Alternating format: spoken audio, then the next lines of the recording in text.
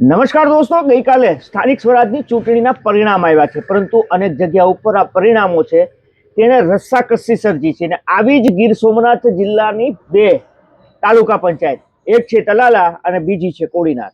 તલાલા તાલુકા પંચાયત 18 બેઠકોની છે, 7 આપ, 9 ભાજપ અને 2 કોંગ્રેસ. હવે આ તાલુકા પંચાયત બનાવવા માટે હુકમના એક્કા સાબિત થયા છે કોંગ્રેસના ઉમેદવારો. અને મારી સાથે અત્યારે છે કોંગ્રેસના ઉમેદવારના પ્રતિનિધિ રોહિતભાઈ વાંઝા. રોહિતભાઈ વાંઝાને ઘણી બધી ઓફરો આવી છે.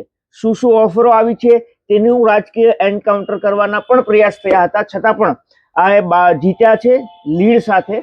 તો આવો જાણીએ કે શું ઓફરો આવી રહી છે કોંગ્રેસના ઉમેદવારોને અને શું પરિસ્થિતિ છે. રોહિતભાઈ નમસ્તે.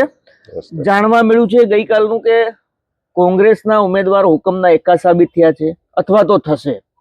શું ઓફરો થઈ રહી છે અને કોણ ઓફરો કરી રહ્યું છે, કેટલાની ઓફરો થઈ રહી છે?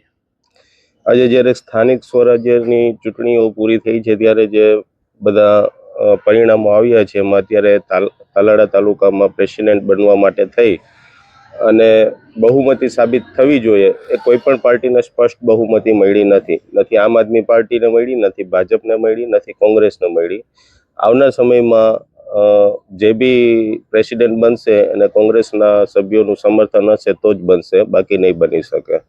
અને ભારતીય જનતા પક્ષની જૂની નીતિઓ પ્રમાણે દબાવવાની, ડરાવવાની, તાકધમકી આપવાની, લોભ લાલચ આપવાની, સભ્યોને ખરીદવાની એ પ્રક્રિયાઓ પૂરજોશમાં ચાલુ થઈ ગઈ છે. એના ભાગરૂપે અમને પણ ટેલિફોનિક ઘણી બધી ચર્ચાઓ આવે છે. રોહિતભાઈ, પૈસાની ઓફર આવે કે ધમકી આપે છે? ભાજપ સામદામ દંડભેદ બધું કરે છે. તમે શું નક્કી કર્યું છે હવે, મતલબ કે કોના તરફ જશો? અમારા પાર્ટીના મોવડી મંડળો નક્કી કરશે. અમારા જિલ્લા પ્રમુખ અને અમારા પ્રદેશ ઉપપ્રમુખ હીરાભાઈ જોટવા છે અને બીજા જે પાર્ટીના વરિષ્ઠ આગેવાનો છે એની સલાહ સૂચન પ્રમાણે અમે ચાલશું. સર, મેં એક વાત સાંભળી છે લોકોના મુખેથી કે તમે કોડીનાર રહો છો, લડવા ગયા છો સેમરવાવ, શું રીઝન છે? એવી પણ એક વાત છે કે તમારું રાજકીય એન્કાઉન્ટર કરવાના પ્રયાસ થયા છે. સત્ય બોલજો, શું છે?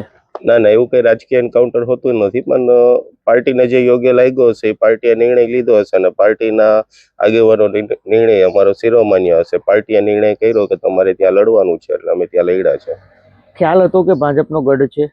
આ ખ્યાલ હતો ભાજપનો ગઢ છે. કઈ રીતે પોસિબલ થયું? તો અમે મતદારો સુધી અમારી વાત પહોંચાડી છે. દરેક મતદારને રૂબરૂ મળ્યા છે, શક્ય હોય ત્યાં સુધી બધાને ફેસ ટુ ફેસ મળ્યા છે.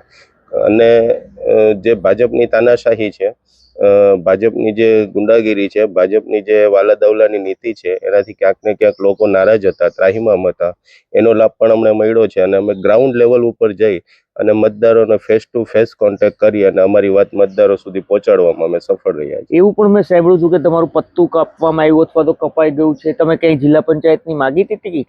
ગુસિયા જિલ્લા પંચાયતની ટિકિટ માગેલી હતી, પણ એ જે પાર્ટીના વરિષ્ઠ આગેવાનોએ જે નિર્ણય લીધો એ શિરોમાન્ય હતો. શું તો તમારું પત્તું કપાયું હતું? એવું હતું કે તમારું કદ વધી રહ્યું છે તો અટકાવવા વગેરે વગેરે એવી મેં ચર્ચા સાંભળી. કન્ફર્મ? ના, એવું કશું હોતું નથી. રાજકીય જીવનમાં, જાહેર જીવનમાં આવું બધું તો ચાલતું જ હોય છે, પણ પાર્ટીએ જે નિર્ણય લીધો છે એ શિરોમાન્ય હતો. તો આ રોહિતભાઈ વાંઝા છે જે સેમરવાવ ગામના ઉમેદવાર હતા કોંગ્રેસના, તેના પ્રતિનિધિ છે, તેના ભાઈ છે. એટલું જ નહીં, તેના પ્રદેશમાં પણ રોહિતભાઈ છે તે કોંગ્રેસમાં હોદ્દો ધરાવે છે. તેમનું કહેવું છે ઓફરો આવી રહી છે, ફોન કોલ્સ આવી રહ્યા છે, પરંતુ સવાલ એ છે કે કોંગ્રેસના ઉમેદવારો છે તે આ હુકમનો એક્કો સાબિત થઈ રહ્યા છે. કારણ કે બીજેપી પાસે 9 બેઠક છે, આપ પાસે 7 છે, જ્યારે કોંગ્રેસ પાસે 2 બેઠક છે, જેને લઈને તલાલા તાલુકા પંચાયતમાં ખેંચતાણ શરૂ થઈ છે. સેમ પરિસ્થિતિ કોડીનારની છે. કોડીનારની 24 બેઠકો છે, જેમાં 12 કોંગ્રેસ, 11 બીજેપી અને 1 અપક્ષ. અહીંયા પર પણ આ પરિસ્થિતિ છે અને ત્યાં પણ આ પરિસ્થિતિ છે. ગઈકાલે એ પણ સાંભળવા મળ્યું હતું કે આપના 7 ઉમેદવારો છે તેને અજ્ઞાત સ્થળે લઈ જવામાં આવ્યા છે. ડર હતો કે ક્યાંક તેના ઉમેદવારોને ખેડવી ના નાખે. જોવું રહ્યું કે શું થશે અને શું થઈ રહ્યું છે. જોતા રહો નમસ્તે ગીત. ધન્યવાદ.